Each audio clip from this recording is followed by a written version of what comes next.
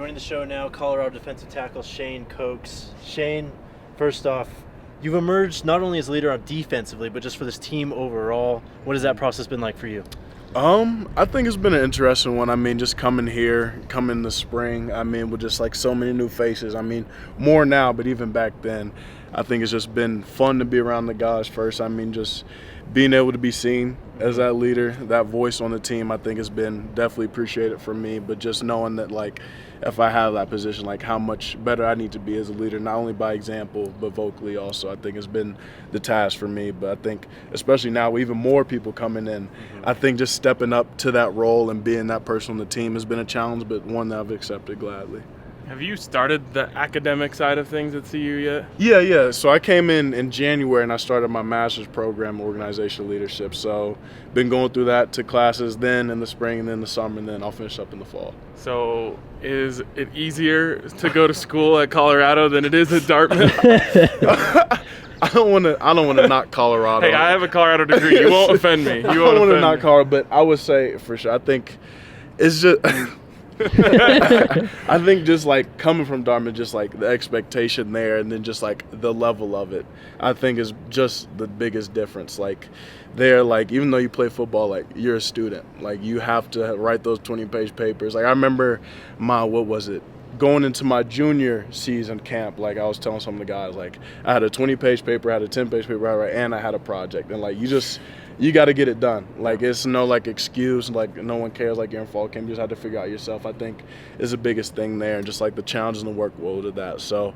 I've definitely appreciated Colorado a little more here with the academics. Does that free you up from a football standpoint? Like I can really dive into the game now? Yeah, I think that's been one of the biggest things like I've appreciated, like having that extra free time, like able to like, okay, like back at Dartmouth, I was like, okay, I got to write like 2 pages on this paper tonight and then go to sleep. But now I'm like, okay, I can stay here longer, watch film, and then even when I go home, I can go over the plays, go over film again. So just like having that extra free time has been one of the best things I've appreciated here. You're from Ohio. You went to school in New Hampshire. Now you're in Colorado. Just curious, after all you've seen just around the country, what part of the country is your favorite? Oof. I mean, I think I always have to go with the Midwest, though. Like, that's where I was born and raised. That's what I appreciate the most. Like, that's made me who I am. But I think East Coast is fun, too. The winter's a little harsh up there, I would say for sure. I remember even on my official visit to Dartmouth, like, I came in on a snowstorm. So, I mean, that was a little different. And then here, like, you get a little bit less. Like, I think they said, like, this winter was one of the worst ones. It was, like, 30, 20 degrees. So I was like, I like this winter. So, all right. Yeah, and then the heat's dry out here, none of that humidity. So I think everywhere has its pros and cons, but I have to go with the Midwest. Yeah. A lot of people make a lot about the weather because you got a lot of teammates coming from Florida. Are you telling them, like, you don't know? You have no idea what it's like? You don't know what a real winter is. You don't know that negative degree, what foot of snow outside, having to walk to class. Like, yeah, it's a lot up there. You're a graduate transfer. It seems like, you guys have a lot of graduate transfers, especially in that front seven. Just you guys being older and more mature, have you been able to really set the tone for this defense just because of that?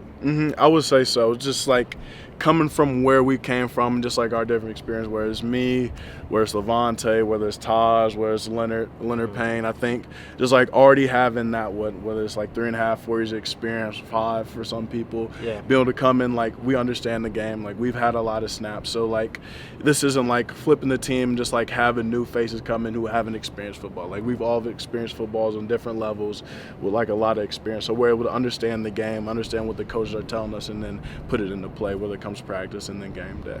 Is there something to that with that group of guys?